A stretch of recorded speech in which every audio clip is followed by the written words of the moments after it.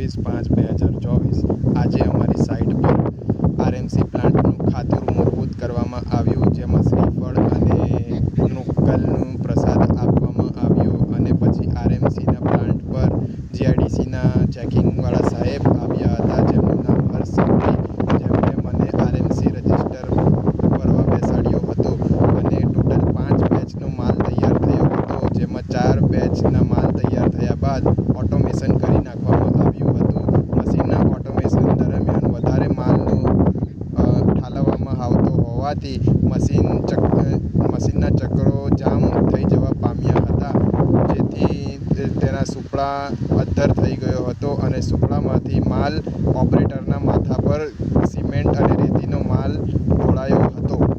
તારીખ 25/5/2024 આજે અમે કલવર્ટ બેસાડવામાં આવે છે તે સ્થળ પર આવ્યા.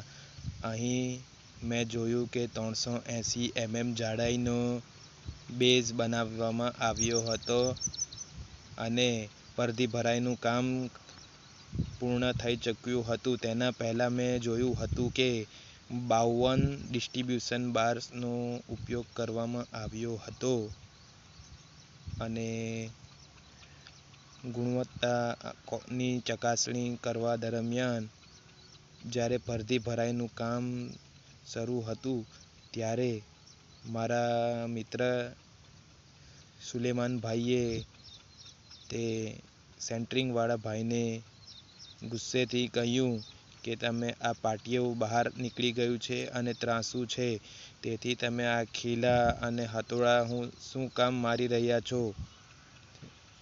પછી તેઓ જમવા આવ્યા ત્યારે મેં એમને કહ્યું કે સિકંજાનો ઉપયોગ કરવાથી સારું પરિણામ મળી શકે છે. ત્યારે તેણે પણ ઉમેર્યું કે હા, અને પરફેક્ટ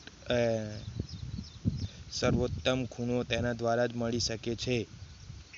પછી અમે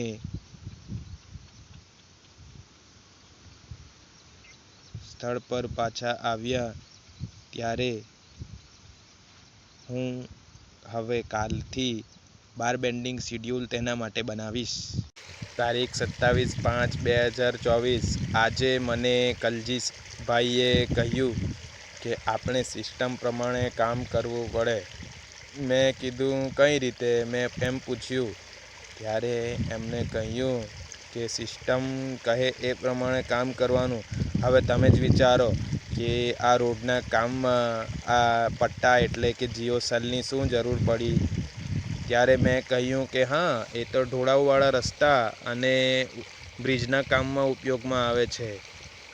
પછી એમણે કીધું કે તેથી જ સિસ્ટમ કહે એમ આપણે કામ કરવું પડે છે. અને પછી મેં એમને પૂછ્યું કે હવે આપણે અહીંયા ડાયરેક્ટ કલવર્ટ બેસાડી દઈએ, જે બોક્સ કલવર્ટ આવે તે બેસાડીએ તો આના બદલે ઓછી મહેનત આપણે કરવી પડે. ત્યારે તેમણે કહ્યું આમાં પણ સિસ્ટમ કહે એ પ્રમાણે જ આપણે કરવું પડે. સિસ્ટમે કીધું તેથી આપણે અહીંયા કલવર્ટ માટે કલવર્ટ માટે સળિયા અને સ્લેબનું કામ કરીએ છીએ, તેથી કલવર્ટ બની રહી છે. એટલે સિસ્ટમ કહે તે પ્રમાણે આપણે કામ કરવું પડે. તારીખ 28/5/2024 આજે સાઇટ પર ખૂબ પવન વાતો હોવાથી કલજીભાઈએ કહ્યું કે તમારો ચૂલો વારંવાર ખોલવાઈ જાય છે. મુન્નાકુમારે કહ્યું કે આના માટે આપણે શું કરીએ? ત્યારે કલજીભાઈએ કહ્યું કે અમારા કિચનમાં કોઈ રહેતું નથી, તો તમે ટાઈમસ લઈને ત્યાં આવી જાઓ અને ત્યાં જ રસોઈ કરો. અને સાઇટ પર આજે સેન્ટરિંગનું કામ શરૂ હતું, જેમાં અમે જોયું કે રિંગ અને વર્ટિકલ બાર વચ્ચે લેપિંગ મૂકવામાં આવતી હતી. લેપિંગને 47D તરીકે ગણતરી કરવામાં આવે છે અને અમે અહીં રાઉન્ડ ફિગર તરીકે 50D લઈએ છીએ. એટલે અમે